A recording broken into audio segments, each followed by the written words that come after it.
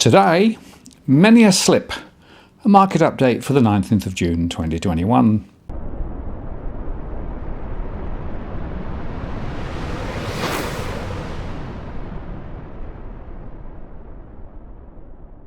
Hello again, it's Martin North from Digital Finance Analytics, working on this post covering finance and property news with distinctively Australian flavour.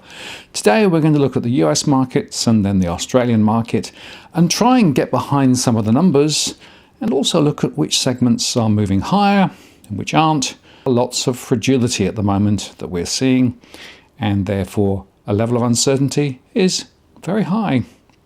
Stocks fell for the fourth day, wrapping up the worst week for the S&P 500 since February, as the Federal Reserve's surprise hawkishness upended the reflation trade that had dominated markets this year. Commodities such as copper slumped, while the dollar touched a 2-month high. The Nasdaq 100 index rose to a record after the Fed meeting with an advance of 1.3%, but it gave back some of those on Friday. And the Dow Jones Industrial Average, which is a proxy, I guess, for the so-called value shares, fell more than 500 points as investors stepped back from trades tied to expectations for hot economic growth and inflation. Even safe harbour big cash-spewing technology companies like Apple were lower, pushing the Nasdaq 100 down from a record high. And yields on shorter maturity treasuries jumped after St. Louis Fed President James Bullard said that the central bank has started discussing scaling back the pace of pandemic bond buying. The reverse rotation is continuing, said Giorgio Caputo, senior fund manager at Hambro Capital Management. At a certain point, a hawkish Fed isn't good for anyone, even technology shares. But just a month ago, the shares of faster-growing tech companies were being pummeled amid fears that hot inflation readings would push interest rates higher. While consumer prices did indeed jump, interest rates actually have fallen as investors bet that the inflation surge will be short-lived. That's made expensive but more promising companies like software makers attractive again. A Goldman Sachs basket of software stocks that trade for at least 8 times sales is at the highest in 3 months after a rally of 27% since May 13th. And mega-cap favourites like Facebook, Alphabet and Microsoft are back near records after gains over the same span. The resilience underscores the conviction among fund managers with long-term time horizons that the prospects for tech's growth remain bright as the reopening of the US economy continues to gain steam. These companies have strong business models and the tailwind of mega trends from the pandemic that have only gotten stronger, said Ciara Malak, Chief Investment Officer for Global Equities at Nuveen, which has $1.2 trillion in assets under management. That's why they demand a premium. Some of the stocks with the highest valuations have rallied the most over the past month. For example, infrastructure software company Cloudflare, which trades at 51 times projected 2021 sales, and DocuSign, the electronic signature company priced at 26 times estimated sales, are both up more than 50% since the middle of May. The prevailing belief on Wall Street continues to be that the spike in inflation will be brief. A recent Bank of America survey of fund managers found that nearly 3/4 don't expect elevated inflation to be long-lasting. That's alleviating concerns that rising interest rates would kill demand for tech stocks, which have priced in a lot of optimism about growth in the distant future. We're clearly at the time frame where human beings are getting paid more, but I don't believe that's going to spiral upwards out of control, said Kim Forrest, Chief Investment Officer at Boketh Capital Partners. Old guard dividend-paying technology companies, which outperformed this year amid a rotation into value stocks, have lost some of their luster recently. Database software company Oracle, which boasts a 1.7% dividend yield, tumbled this week after a disappointing earnings report.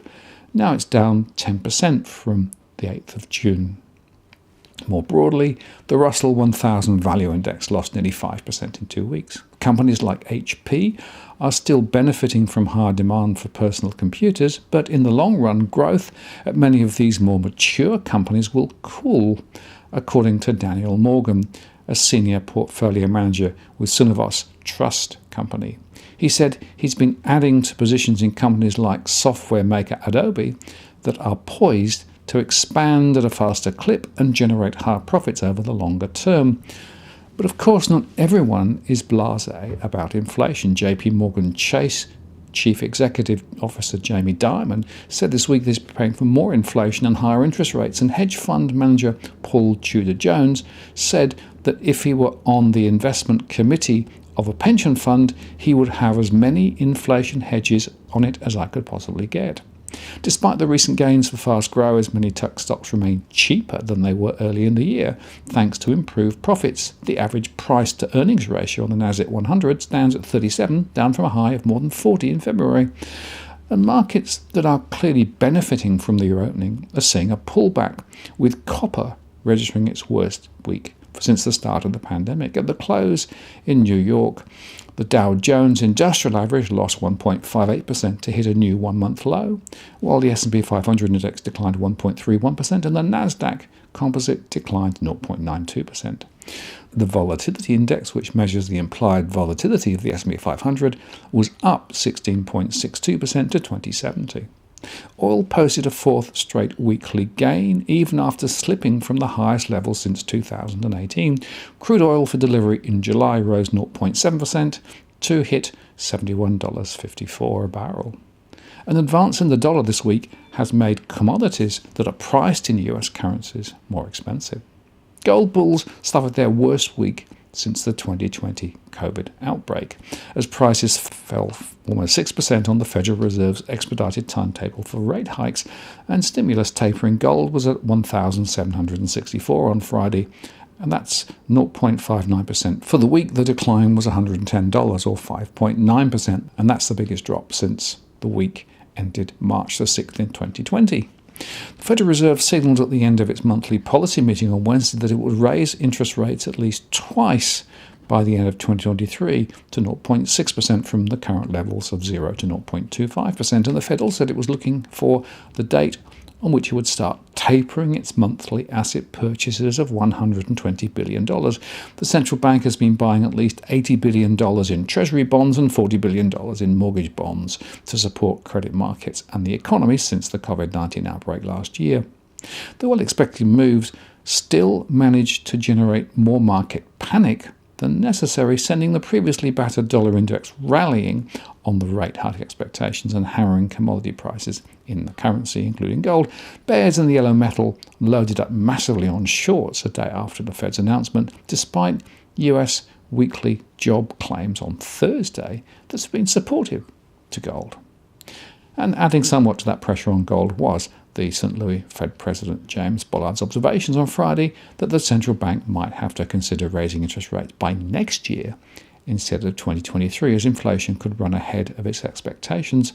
Bullard, of course, is a non-voting member of the Fed, but a senior one whose comments often reverberate across markets. The reflation trade is no more, and this selling across commodities could see further short-term pressure with gold prices. When the Australian Bureau of Statistics announced on Thursday a spectacular unemployment rate of 5.1% for May, one coalition staffer joked that Scott Morrison, who was flying home from Europe, should divert his plane straight to Yarralumba and call on the Governor-General.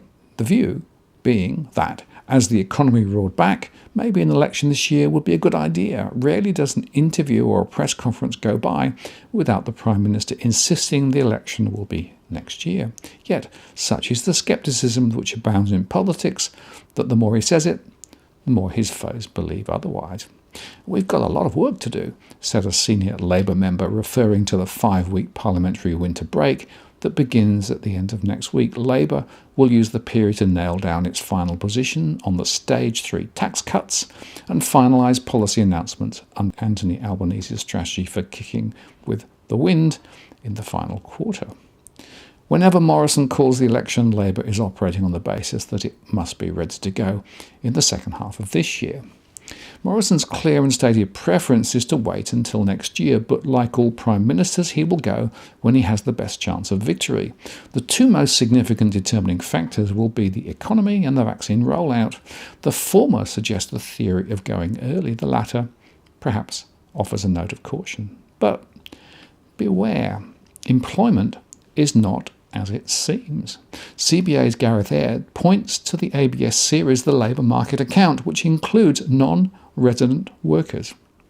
And this tells quite a different story from the headline. In fact, the broader Labour Market Account finds that in March 2021, employment was actually 2.1% below its level 1 year prior. The reason, the exodus of non-resident workers out of Australia. Between December 2019 and March 2021, the number of non-resident workers slumped by 333,900.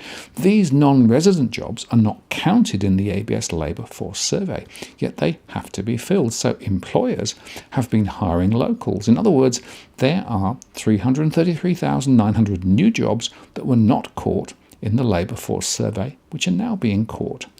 And why the jobless rate in regional markets, where many non-resident workers are, declined much more quickly to be below pre-pandemic levels, in contrast to the cities where the unemployment rate remains higher. If borders open and non-resident workers return and take those jobs, the unemployment rate would increase from around 5.1% to around 7.5%. In other words, the numbers are technically correct, but totally misleading. In fact, it was only 9 months ago, in the lead-up to the October federal budget, that the Treasurer, Josh Frydenberg, announced a new fiscal rule under which budget repair would be put on hold until the unemployment rate fell comfortably below 6%. The budget forecast at that point could be reached in 2023-24. However, in the lead-up to this year's May budget, Frydenberg shifted the goalposts again. With economic recovery and jobs growth going gangbusters, he said budget repair would not start until the unemployment rate had a 4 in front of it. Citing new Treasury estimates, Frydenberg said the unemployment rate deemed necessary to see inflation and wages accelerate had fallen below the previous estimate of 5% to between 4.5 and 5%. The May budget forecast that point would be reached in 2022-23. After Thursday's numbers, if you take them at their top level, the expectation inside Treasury and the Reserve Bank of Australia is that unemployment will have a 4 in front of it sometime this calendar year. But of course, that's a fake number, as I've explained. Wages increases, something which has eluded policymakers for more than a decade, could start to materialise, maybe. You could start to get wage rises when you get competition for labour. And what I said in a speech ahead of this year's budget was that the unemployment rate really needs to be around 4.5 to 5% before you start to see that upward pressure on wages, Frydenberg said. This is a very good sign that the economy is recovering strongly, he said. Our political opponents said that the sky would fall in and the world would end, as we knew it, with the end of JobKeeper. Well, that didn't happen. At the same time, the government envisages inflation to stay below 2% well into next year, which is well below the Reserve Bank's target of 2 to 3% that it uses to raise interest rates. Economist Saul Estlake says, as spectacular as the current economic scenario is, it is, in a large part, a product of Australia's closed borders, a system he deems protectionist and unsustainable beyond the short term. He says Australia's current closed border approach of lock 'em in, lock 'em out, and lock 'em up, which is stricter than any other comparable nation, has resulted in Australians spending $55 billion a year on renovations and domestic consumption that they would have otherwise spent overseas. Going next year means keeping the borders closed until then. While that, as Escalate points out, guarantees a buoyant economy, it will result in growing pressure from businesses, expats and tourism to open up sooner. Morrison must weigh this up against keeping the borders shut, which is still very popular in the polls. His initial eagerness to open up the borders was tempered when he saw the way the state governments were handsomely rewarded for a fortress approach. And amid sky-high property prices, the CBA said it will adopt a stricter assessment of the capacity of some borrowers to repay their home loans at higher interest rates. After increasing interest rates on its fixed-rate mortgages over the past few months, Commonwealth Bank provided another indication on Friday that lenders are preparing for official rates to rise from record lows. CBA raised the interest rate floor on which it assesses home loans to 5.25% from 5.1%. That is just below Macquarie's 5.3%. The higher floor could reduce the borrowing capacity on a $500,000 loan by around $7,500. A day after the Reserve Bank governor said regulators were preparing for what might happen if housing credit growth accelerated, CBA said that from Saturday its floor would be 15 basis points higher. Its interest rate buffer would remain unchanged at 2.5%. APRA requires banks to ensure that customers can repay at 2.5% more than their current interest rate, or the rate floor set by the bank, whichever is higher. The floor used to be set by the prudential regulator. The assessment of most loans is done using the buffer rate. The CBA standard variable rate is 4.27%. Adding 2.5% to that means many customers are assessed on whether they can repay an interest rate annually at 6.77%. CBA said many of its borrowers are not at that capacity and expected only 1.3% of new home loan applications to be hit by the higher floor. We've taken into consideration the ongoing affordability for our customers during the life of their loan, as well as any potential changes the customer may incur, it said in an email to mortgage brokers. CBA has been growing much more strongly in mortgages than its competitors, around 3 times as fast as the average of the system. CBA's home loan floor is now higher than the other 3 banks. ANZ is at 5.1%, Westpac is at 5.05%, and the NAB is at 4.95%. And they're also considering how to respond to a letter from APRA, as reported by the Council of Financial Regulators on Thursday, which asks the boards of major banks to pledge that they're maintaining lending standards. The CFR also wants banks to pay attention to high levels of household debt, as well as policy options that could be deployed to address those risks. So to the Australian markets. In Australia on Friday, the ASX 200 gained 0.13% and was up 0.8% across the week. The big banks led the weekly gains, though they fell back on Friday. CBA gained 2.3% to 103.69. Westpac firmed 2.2% to 26.88. NAB added 1.5% to 26.87, and ANZ climbed 2.6% to 28.98. But a different story on Friday, with CBA down 2.1% and NAB down 0.52%.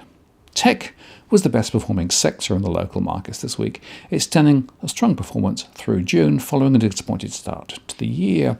Afterpay climbed 10.5% to 114.40, Xero climbed 6.1% to 142.25, and Zipco climbed 13.8% to $8.14.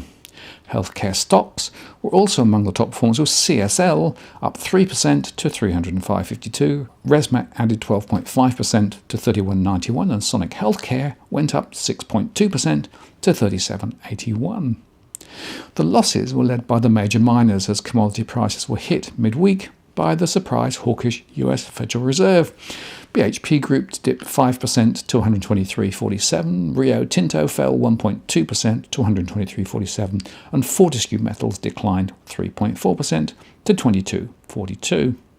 Gold miners were among the worst performers as the precious metals tumbled after the 2-day meeting of the Federal Reserve. Newcrest Mining fell 8.4% to 25.96, Northern Star Resources dipped 13.9% to 9.90, and Evolution Mining declined 8.1% to 4.67. The local volatility index, which measures the implied volatility of the S&P ASX 200, was down 3.2% to 1139. And finally, Michael Burry, who became a household name after his winning bet against mortgages as featured in The Big Short, issued a series of tweets on Thursday warning individual investors about losses the size of countries in the event of crypto and meme stock declines. All hype and speculation is drawing in retail before the mother of all crashes, Burry wrote on Twitter before his posts were deleted. When crypto falls from trillions or meme stocks fall from tens of billions, Main Street losses will approach the size of countries. History ain't changed.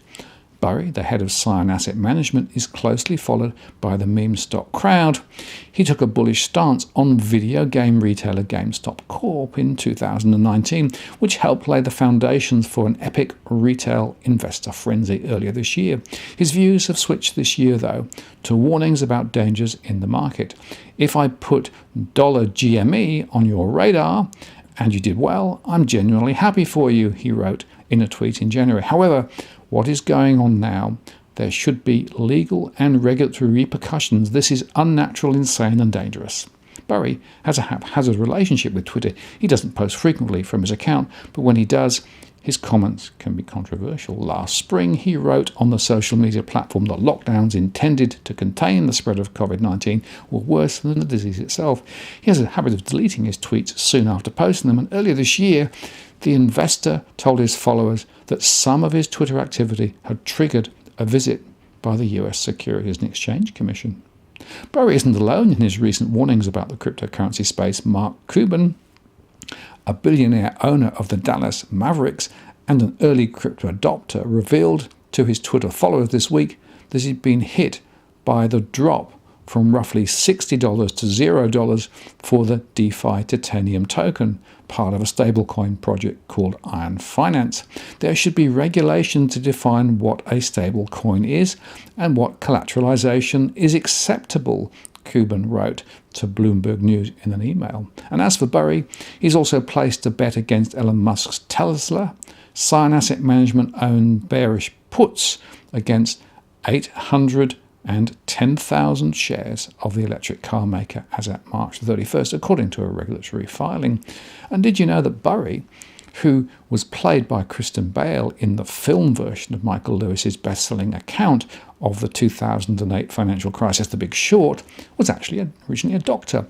After gaining his MD at the Vanderbilt University School of Medicine, he was an early adopter of discussing stock trades on online message boards and switched to professional investing. And join me on Tuesday's live show when I'll be joined by investment manager Tony Alcantara from Alto Capital, based in Perth, where we'll be discussing the latest developments of the markets. There is certainly a lot to discuss. I'm Martin North from Digital Finance Analytics. Many thanks for watching, and I'll see you again next time.